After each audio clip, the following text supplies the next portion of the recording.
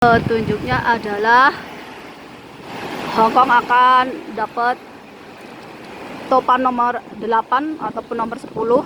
Sebenarnya harus sembunyi ataupun ya cari keselamatan untuk diri sendiri, karena udah warning dari pemerintahannya.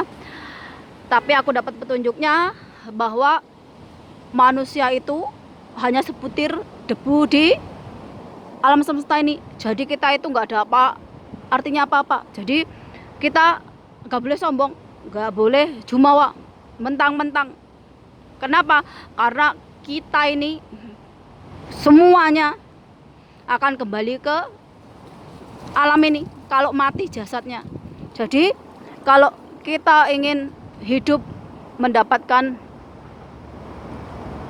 rahmat ataupun kemakmuran dari Tuhan, ya ketika hidup ini kita harus bisa menempatkan diri dimanapun kita berada, banyak-banyak bersyukur. Jadi kalau selama ini kalian itu misalnya membanggakan ataupun memuja, menuhankan orang lain ataupun nenek moyang orang lain, sekarang biasakan kita itu ingat ke leluhur kita, nenek moyang kita yang udah nggak ada. Kita berdoa sama Tuhan, bukan nenek moyang kita itu diberikan lapang kuburnya ataupun diberikan pengampunan atas dosa-dosanya di masa hidupnya.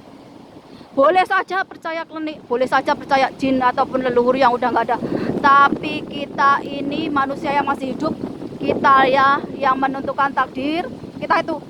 Makanya di Al-Quran disebut Adam, Muhammad, Musa, itu ya badan kita, diri kita ini. Makanya kalau syahadat itu menandakan bahwa kita udah tahu, kita bersaksi bahwa tubuh kita itu diciptakan oleh Tuhan, asalnya dari alam ini, dari tanah, dari air, dari udara, dari api. Jadi kalau selama ini kita merusak alam, kita salah besar. Bahwa sebenarnya kita ini bagian kecil dari alam itu. Lah kalau alam itu kita rusak, ya kita itu hancur.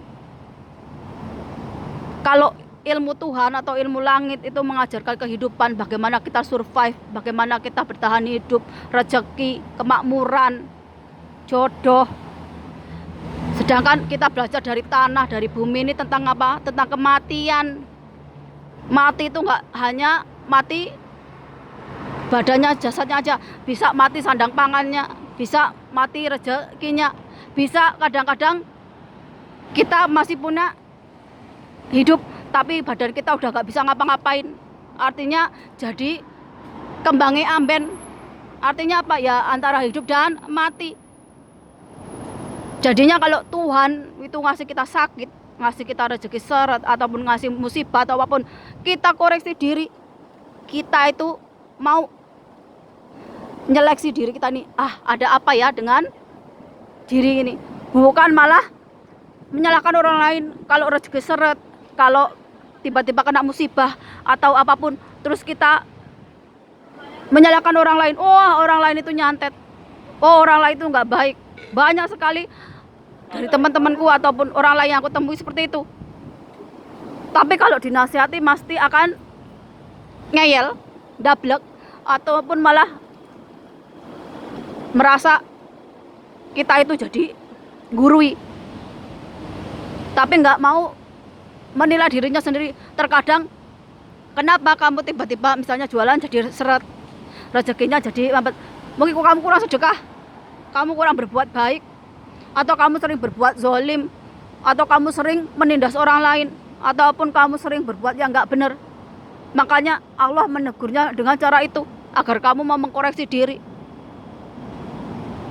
Kita itu terkadang selalu menyalahkan orang lain tanpa kita mau mengoreksi diri sendiri. Kalau kita mau berkaca lagi, kita ini hanya sebutir debu di alam semesta ini. Kita itu nggak punya apa-apa. Contohnya aja kalau kita kena banjir, kita kena gempa bumi, gunung meletus, Kita itu pasti mati. Kita pasti mati. Gak bakal kita bisa menandingi kekuatan alam itu. Wong alam itu wahdatul wujudnya Tuhan. Tuhanlah yang menciptakan alam semesta ini. Dari zaman bahula sampai sekarang, dari awal dan akhir. Yang berganti itu ya manusianya ini. Tapi karakter dari manusia itu nggak pernah berganti. Orang baik, orang jahat itu tetap ada dari zaman bahula zaman sekarang. Tinggal kita ini mau yang jadi baik atau yang jahat. Jadi kita belajar nih. Kalau biasanya kita menyembah orang lain, menuhankan orang lain, lupa sama Tuhan yang menciptakan langit dan bumi, yang menciptakan manusia.